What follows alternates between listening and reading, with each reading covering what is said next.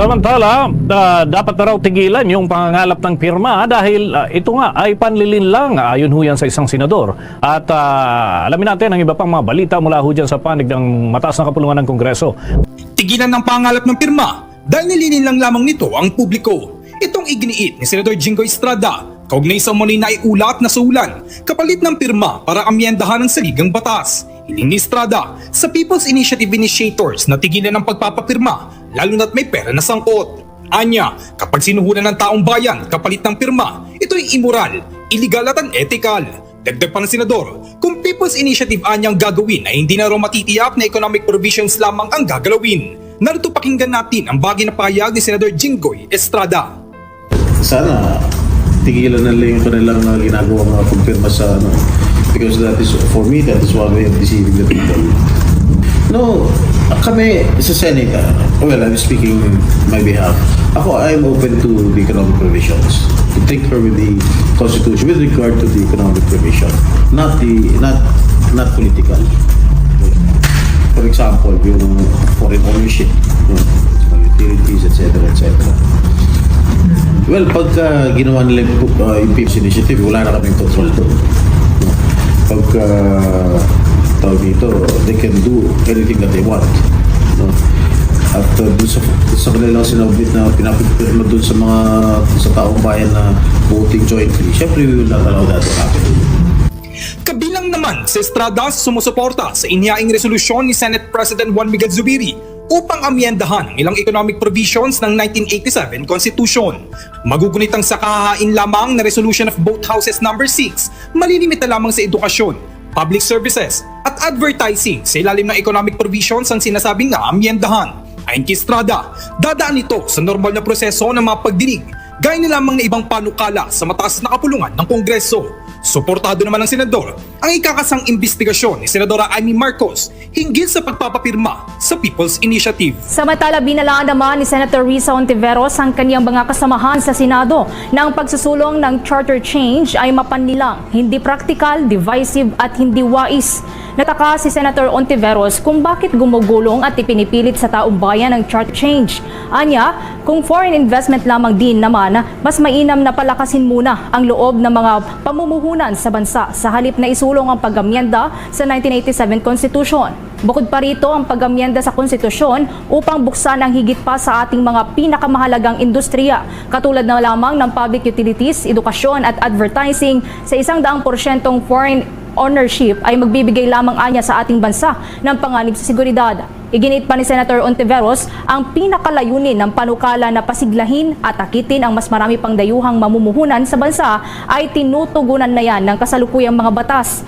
Kabilang ang Retail Trade Liberalization Act, ang Foreign Investment Act at ang Public Service Act. Kaya naman umapila ang senadora sa kanyang mga kasamahan sa Senado na umaksyon para sa isang practical solution at hindi ang paglikha ng mas malaki pang problema. Ang ilang mga kongresista naman deny to death. Hindi daw totoo na Congress ang may pasimuno. Hindi daw totoo dahil according to Congressman Erwin Tulfo, siya yung comms ni Speaker at nagpupulong sila over other things at hindi daw yan napag-usapan.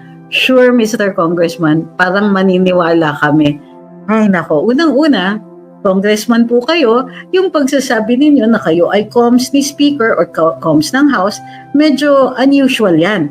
Kasi binoto yung party list ninyo para kayo ay gumawa ng batas. At yung iba pang mga activities na kaakibat ng paggagawa ng mga batas na yun, katulad ng pag-upo sa mga hearing, pagbigay ng privilege speech, and so on.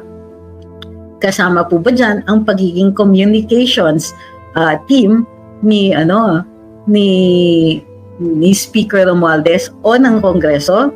Parang hindi. Gayun pa man, nire-respeto naman natin si Congressman Tulfo. Pero unusual lang talaga yung sinasabi niyang ganon. At of course, pinagtatanggol niya ang Kongreso at si Speaker at ang sinasabi niya, hindi daw totoo na si Speaker at ang Kongreso ay involved dito. Well, sure. Pero kayo po ang bukod tanging magbe-benepisyo dito sa sa People's Initiative. 'Di ba? Natural, iisipin ng mga tao kayo magpasimuno niyan.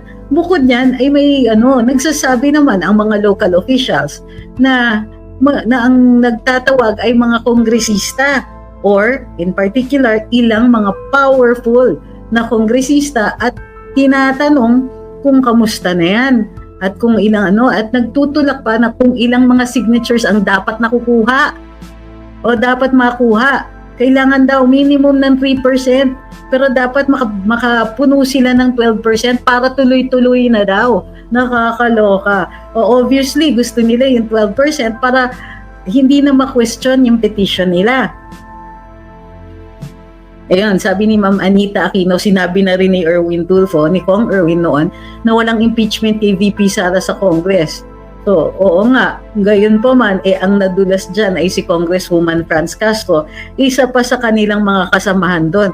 Kaya parang, mahirap naman kung Erwin, paniwalaan yung sinasabi ninyo. At ang pinipresenta po ninyong ebidensya ay medyo self-serving. Ang sinasabi nyo, comes ako ni Speaker at kasama ako sa pagpupulong, wala naman na pag-usapan na ganun. Talaga? Sure. Sure, sabi nyo pero eto na nga, so tinutuloy pa rin. O bakit tinutuloy? Diba? Kaya ba nilang sabihin, halimbawa, kaya ba ng Kongreso sabihan ng Presidente na wag na po kayo makialam dito?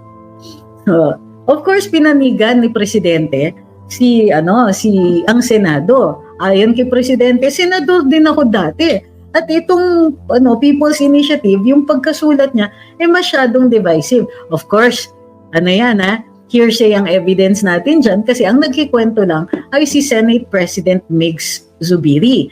At si Senate President, kinukot lang niya ang ating Pangulo.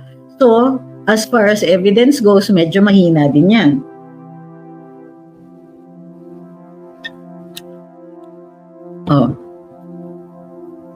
Ito sabi ni Phoenix, ang sabi ni BBM, stop na yung PI na yan, pero di rin nila ginawa. Ay, mahina talaga siya. So yun na nga, yun ang tanong ko dito sa Kongreso, sa mga nagtutulak nito. Malinaw na sinasabi na ng ating Pangulo, ayaw niya, malinaw na pinanigan na niya yung Senado, pero tinutuloy pa rin. Kung matuloy yan, kung maipasa yan, sasabihin na naman ng mga tao, ay, ano bang klaseng leadership yan? Hindi niya kaya mapagsabihan ng mga tao. Sinabi niya kay Senator Migs Zubiri, ganito, gumawa na lang kayong resolution sa Senado at ipa-approve ninyo para pareho na sabay na kayo ng House. At harap-harapan, sinabi naman ni Speaker Romualdez kay Pangulo na, of course, hearsay din to, na susunod daw sila at of course, may statement din siya. At the same time, may isang ibang congressman dyan na nagsasabing, successful ang House kasi hindi naman daw gagalaw ang Senado kung hindi gumalaw ang Kongreso. O anong ibig sabihin nun? Di umamin sila yung gumagalaw dyan sa People's Initiative na yan. So ito yung ang weird So ito na naman tayo, hindi sila magkaisa. Hindi rin okay lang sa atin, hindi sila magkaisa, pero hindi tama yung mga kwento nila. Sinasabi ng ibang kongresista, hindi totoo yan, wala kaming kinalaman dyan. Yung isa naman, panalo ang House kasi kung di dahil sa amin, hindi gagalaw ang Senado. At the same time, sinasabi ng Presidente daw na masyadong divisive yung sa House, water down yung boto ng Senado. O ganito na lang, yung simple na lang na pag-amyenda ng saligang batas. So, may napansin ba kayo? Sabi ni Vin, tigil lahat ng gawain pag nalalive. Pero ito, napansin ba ninyo? Sila lang ang nag-uusap. Kausap ni Presidente si Senate President. Andyan si House Speaker. So, tayo yung nakapansin. Kung hindi nyo kung naaalala ninyo, in fact, dito sa Luminous, tayo yung unang nagsabi, itong People's Initiative, gusto nila pala mas mabigat yung powers ng Kongreso at hihina ang Senado. So, parang nagpi-People's Initiative kayo para dumagdag yung power ng Kongreso at halos sila na lang kakayanin nilang umarangkada mag-isa at makapag-propose ng mga pagbabago sa saligang batas with or without a discussion of the people. And that is something that I noticed. Usap sila ng usap. Hindi tayo kasali sa usapan. Kahit yung sinasabi nila, O yung economic provisions, yan ang babaguhin natin. Teka muna, tinanong nyo ba kami? Did you give us any reason kung bakit, sige, umpisahan na natin to. In fact, ang pinag-uusapan ng taong bayan, unang-una, kon ba ito? Pangalawa, magfe-federalism ba? Magpa-parliamentary ba? Magaganito ba? Hindi. Wala yun sa usapan. Sila, economic provisions. Ito kasi nga, ang naging hindi magandang information campaign nung last administration. To be fair, hindi naman si Presidente Duterte ang nagsulong ng idea na kailangan baguhin ang economic provisions. May mga grupo lang na nagsasabing yung 60-40 kasi, yung 60-40, parang hindi binasa yung saligang batas. Yung primary protective mechanism yun para dun sa extraction ng natural resources natin. And of course, pinoprotektahan din natin with 100% Philippine citizenship na ang ownership of land. Pwede yung foreigner kung ikaw ay dating Filipino citizen at na you inherit the property, o dating Filipino citizen ka na meron kang lupa, nagbago ka ng citizenship mo, sa iyo pa rin yung lupa na yan. So may mga rules tayo with that. Ang problema, none of them, they talk about, sige, baguhin natin yung saligang batas, ganito na lang yung paraan. Tapos ang sinasabi na, ang economic provisions, where are the specific? Exactly what economic provisions and exactly what are you going to do? What are you talking about? What do you intend? Kasi sasabihin ninyo sa amin, i-revise namin yung economic provisions. Bakit? Ano ba ang problema? I-define nyo sa amin kung ano yung problema at ayusin ninyo. Kasi hindi kami bulag. Sasabihin ninyo, kasi kulang ang foreign direct investments at chuchuchu ninyo. Kulang dahil doon, sa ligang batas talaga yung nagpigil dun sa foreign direct investment. In-ignore ninyo yung mga presyo ng tubig, kuryente, internet, at kahinaan ng internet, kahinaan ng ating mga infrastructure. Kulang ang roads, kulang ang bridges, kulang ang internet, ang daming kulang.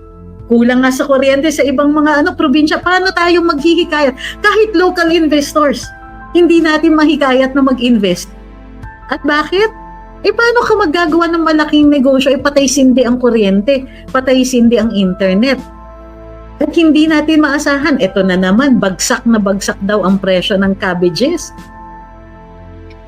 Local yan bagsak daw ang presyo. At bakit? Kulang sa cold storage. Hindi naman mabibenta ka agad yan. Pag hindi mo nabenta ka agad, syempre may magne-negotiate, benta mo na lahat yan sa akin, ganito. Alam nyo ba na hindi pa umaabot ng 10 piso ang isang ulo ng cabbage doon sa malapit kung saan ng mga farmers. Pero pagdating dito, mahagupit ang presyo. Ayan, sabi ni Ayam Karen, ang mahal sa palengke ng repolyo. Pero doon sa ating mga magsasaka, ay wala pang 10 piso. Kaninong kasalanan yan? Yung middlemen na dati iniimbestigahan daw ng Kongreso pero wala naman nangyari. Na sinasabi mismo ng ating Pangulo nung siya ay nangangampanya, paano natin poprotektahan yung mga farmers? Ayusin natin yung logistics niyan. Ano yung logistics? Cold storage, grain silos, farm to market, the access to the markets, direct access to the market.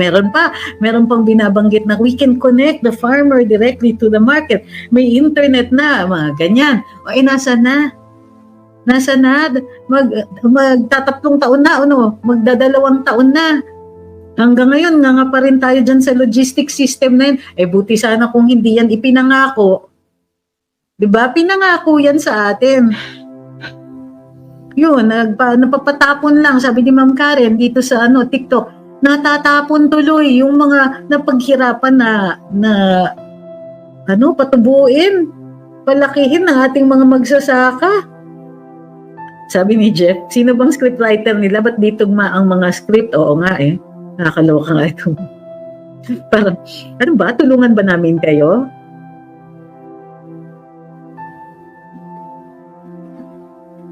Sabi ni Sayer yun, fake news po. Ano yung fake news?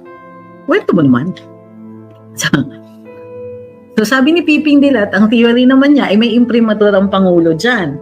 Hindi nawala si Speaker Alvarez nung si VP Sara lang ang dahilan.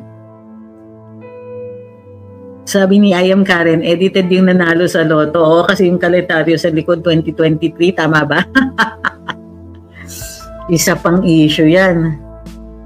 Nasaan si Joey? Gusto daw niya mag-co-host dito?